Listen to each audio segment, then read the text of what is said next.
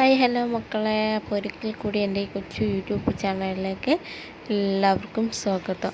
എൻ്റെ ഈ ചാനൽ നിങ്ങൾക്ക് ഇഷ്ടപ്പെട്ട എന്നെ ഫോളോ ചെയ്യാനും സപ്പോർട്ട് ചെയ്യാനും നിങ്ങൾ മറക്കല്ലേ.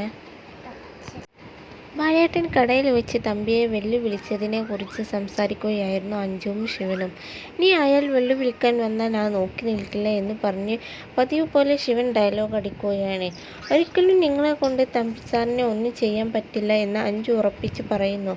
അപ്പുയേട്ടത്തി സ്നേഹവും മരിയേട്ടൻ്റെ മനസ്സമാധാനവും ബാലേട്ടൻ്റെ ഉപദേശവും കഴിഞ്ഞ് നിങ്ങൾക്കൊന്നും പറയാനും ചെയ്യാനും പറ്റില്ലേ?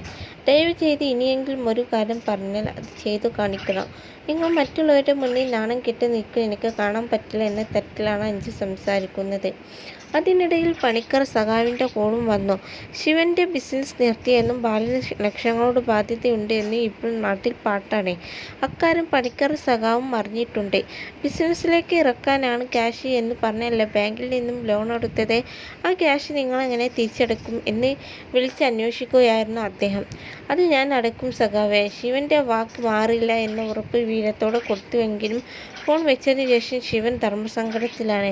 ഇനി ബിസിനസ്സിലേക്ക് ഇറങ്ങണമെന്ന് അഞ്ജു നിർബന്ധിക്കുന്നില്ല.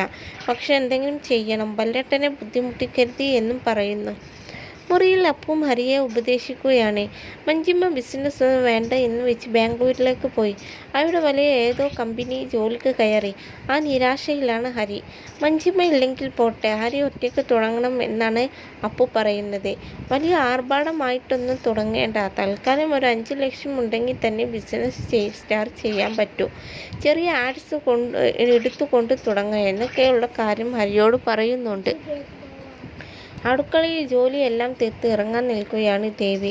അപ്പോഴാണ് ബാലൻ അങ്ങോട്ട് വരുന്നത്. എന്തൊക്കെയോ കള്ളത്തരങ്ങൾ ബാലനുണ്ട് എന്നും ബാലൻ തമ്പിയെ വെല്ലുവിളിച്ചത് മനഃപൂർവ്വമാണ് എന്നും ദേവിക്ക് സംശയമുണ്ട്. എന്നാൽ ദേവിയോട് പോലും ബാലൻ ഒന്നും പറയുന്നില്ല.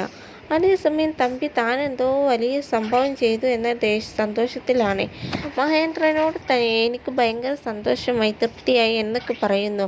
വെറുതെ നിന്ന് എന്നെ ബാലനായി ചൊറിഞ്ഞതാണെന്ന് തമ്പി തന്നെ പറയുന്നു. എന്നാൽ അതിലെന്തോ ഒരു പ്ലാനിങ് നടന്നിട്ടില്ലേ എന്ന് ചിന്തിക്കാനുള്ള വിവേകം പോലും തമ്പിക്കില്ല എന്നുണ്ടോ? എല്ലാ പണിയും ഒപ്പിച്ച് ബാലൻ മുകളിലിരുന്ന് പേപ്പർ തിരിച്ചു മറിച്ച് വായിച്ചു കൊണ്ടിരിക്കുകയാണ്. ഹരിയും ശിവനും എല്ലാം ഇറങ്ങി വന്ന് എന്തു പറയും എന്നറിയാനുള്ള കാത്തിരിപ്പിലാണ്. വൈകാതെ അവരെത്തി. നിങ്ങൾക്ക് താല്പര്യമില്ലെങ്കിൽ പോകേണ്ട. ഒരാഴ്ച അമരാവതിയിൽ പോയി തോട്ടപ്പണി ചെയ്യുന്നത് കൊണ്ട് എനിക്ക് പ്രശ്നമൊന്നുമില്ല എന്ന് ബാലൻ ഒഴുക്കൻ മട്ടിൽ പറയുന്നു. ഇപ്പോൾ മഞ്ജിമ വേറെ ജോലിക്ക് പോയി. ഇനി അഞ്ജുവിനോടൊപ്പമുള്ള പാർട്ണർഷിപ്പ് ഒഴിവാക്കി സൂസനും പോകാതെ ഇരുന്നാൽ മതിയായിരുന്നു എന്നാണ് ബാലൻ പറയുന്നത്.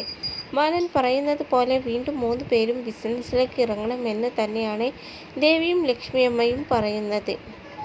എന്തായാലും നിങ്ങൾ ആലോചിച്ച് ഒരു തീരുമാനത്തിലെത്തൂ. ഇപ്പോൾ നമുക്ക് ഓണം ആഘോഷിക്കാം. വാവ വന്നതിന് ശേഷമുള്ള ആദ്യത്തെ ഓണമല്ലേ, അത് ആഘോഷിക്കണം എന്ന് ബാലൻ പറയുന്നു. രാവിലെ ദേവി കുളിച്ചൊരുങ്ങി പൂജാമുറിയിലേക്ക് എത്തുമ്പോഴേക്കും ബാലൻ എത്തി കൃഷ്ണനെ സോപ്പിട്ട് തുടങ്ങിയിരുന്നു. അതുവരെയാണ് ഇന്ന് നമ്മുടെ സാന്ത്വന സീരിയലിലെ എപ്പിസോഡ്.